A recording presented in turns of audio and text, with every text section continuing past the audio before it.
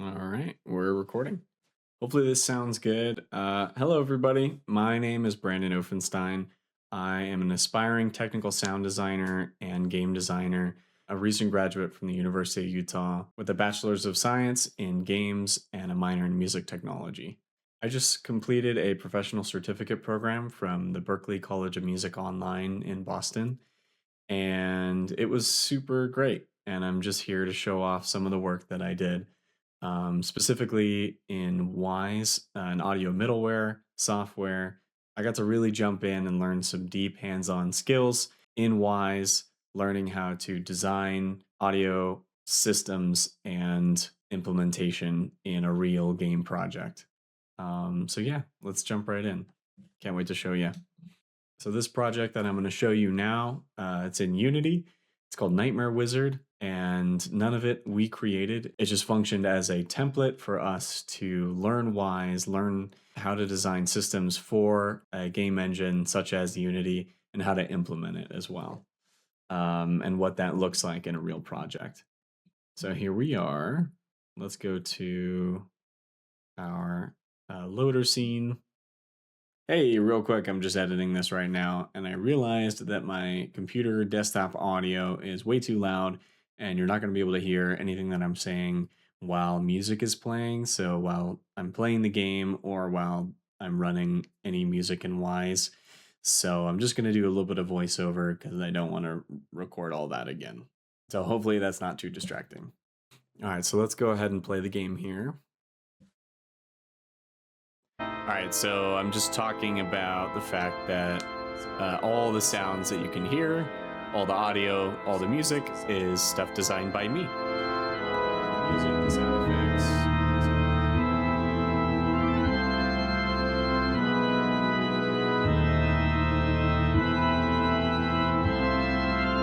Let's jump in. Can you make it until dawn? So you play as this little wizard guy who's shooting all these enemies. There's a bear enemy, there's a bunny enemy, and then there's an elephant enemy. As you can hear, they all make different sounds.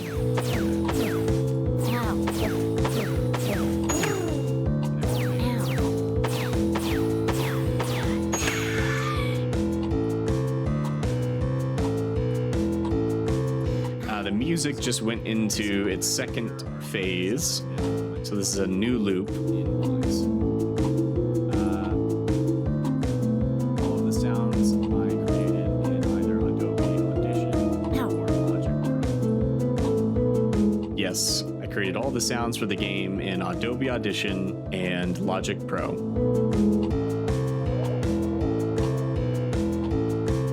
The goal of the game is to survive as long as you can.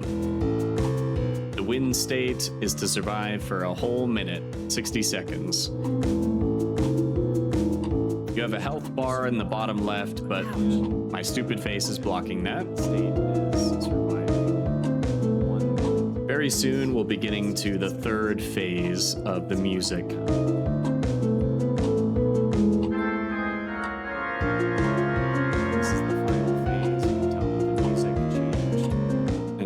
Let's go ahead and lose. There you are. That's one playthrough of Nightmare Wizard. So now let's jump into Wwise and see what's going on behind the scenes.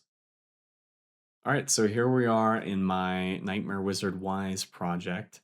Let's just kind of go through and talk about how everything works. Now, a quick disclaimer for everybody out there that's familiar with Wwise, I'm going to be doing a little bit of rudimentary foundational explanations, just so those of us that don't understand Wwise can also follow along.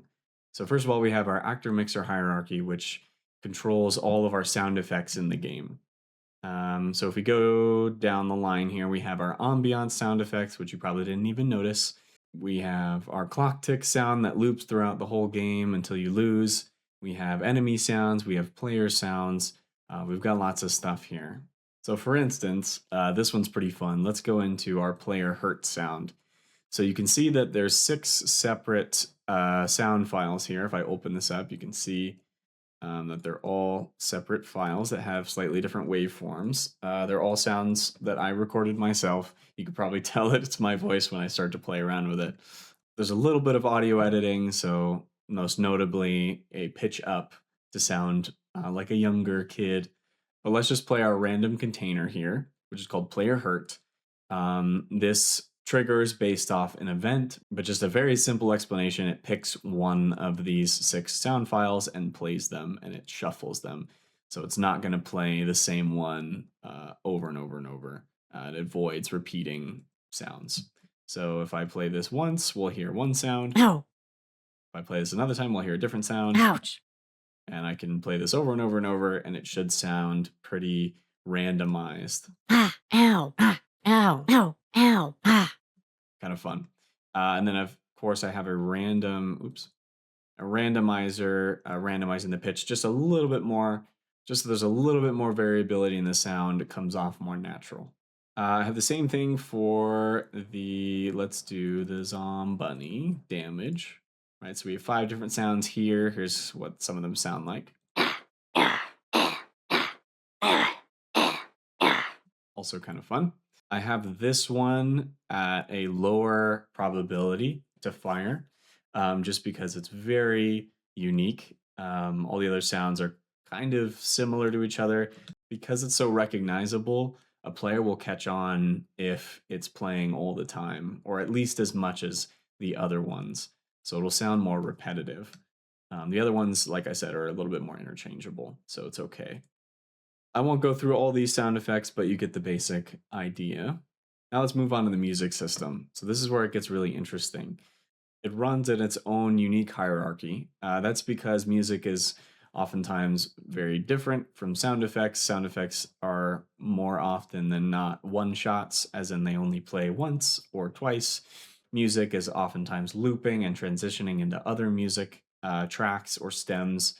And so there's better tools outside of the actor mixer hierarchy. So we have our own music hierarchy and we have our own work unit.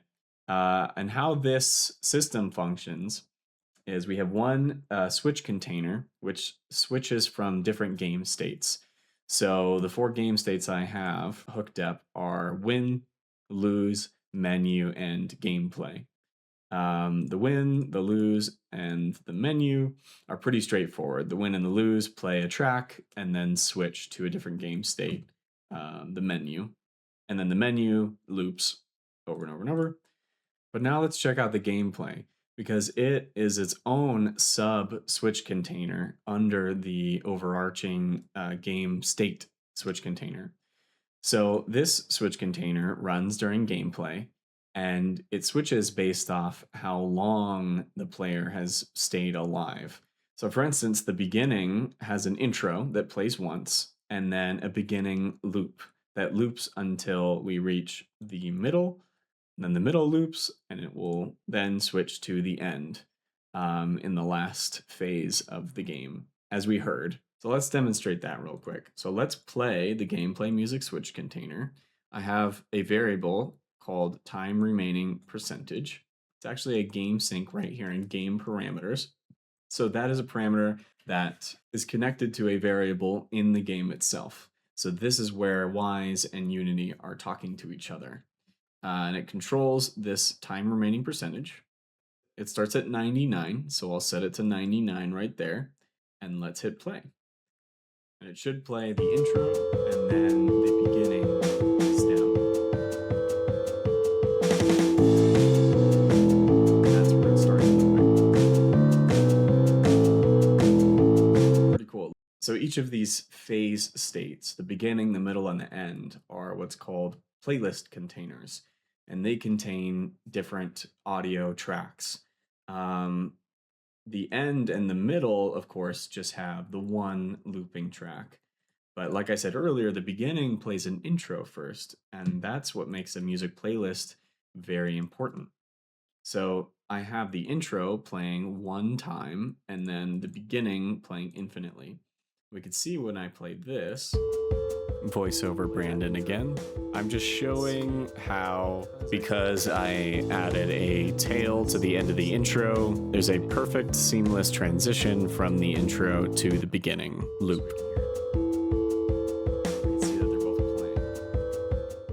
So they're both playing, and then finally the intro cuts out completely, and now the beginning is looping. And on beat, it plays the loop, and it's all sequenced correctly, which is so cool. So let's go back and let's play the music switch container. We'll hear that intro. So let's change the time remaining percentage to about 50, and we'll hear the middle track.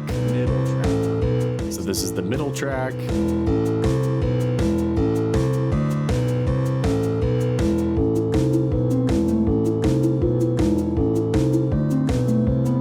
Now we can put it down to the bottom so we can hear that end track come in.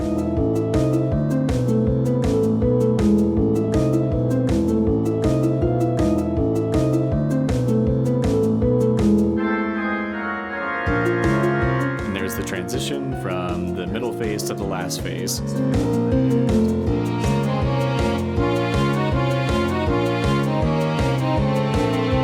Pretty fun. So let's go a little bit more in depth and talk about some more complicated stuff. For instance, if we look at the Zombear damage and Zombear defeat sounds and all the other enemy sounds, and we go to positioning, I have a attenuation preset called enemy. And what enemy looks like is this. So this just means it's keeping track of the distance from the player to the enemy. If it's over 50, it's just going to be this last value at 50. So this is the volume on the y-axis. So it's going to output sounds at volume 0. And as the enemy gets closer to the player, the volume will increase until the distance is 0. And that is where it's the loudest.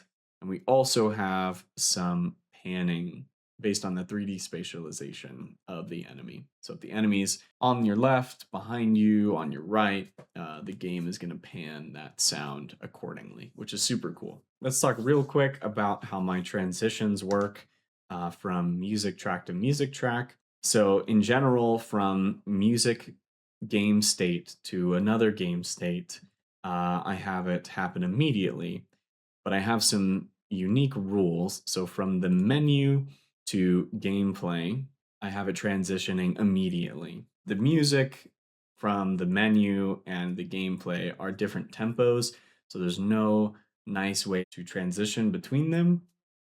If I wanted to maybe rewrite the music in a better rhythmic format, maybe I could have some kind of cool transition there. But in its current state, in its final state, when I submitted the project, I just have it happen immediately. As soon as the game starts, the state switches to my gameplay music switch container. And that happens immediately. Now, we also have rules from gameplay to lose and gameplay to win, and these are the same. So it happens on the next beat. If it happened immediately, it would feel a little bit abrupt just because we're following along with that pace of the music at 160 BPM, and it would just be a little bit jarring. So just to keep that pace going, that rhythm going, and also feel like something sudden has happened, but not so abrupt to take you out of the immersion, I have these switch states happen on the next beat. And we can hear that if we test out the game music switch container. Let's hear that. Well, the gameplay start at the middle state, but of course the default state is going to be the menu theme. So let's hear the menu. So we'll switch to the gameplay state from the menu.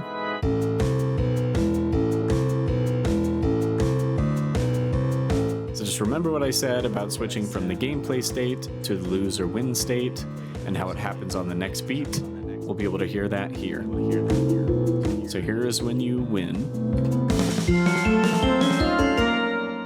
So it feels like a nice continuation of the song that wraps itself up. And let's do gameplay again. Same thing with the music. here's what you hear when you lose.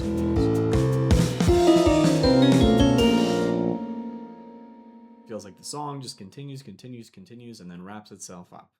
Last but not least, we have some bussing and ducking effects. This is a very simple way of doing it. There's more complicated, maybe better ways of doing it, but here's what I have for this system here. So I have sound effects, which is one bus, and then music, which is another bus. And when a sound effect is playing, I have a side chain that triggers this parameter called sound effects playing.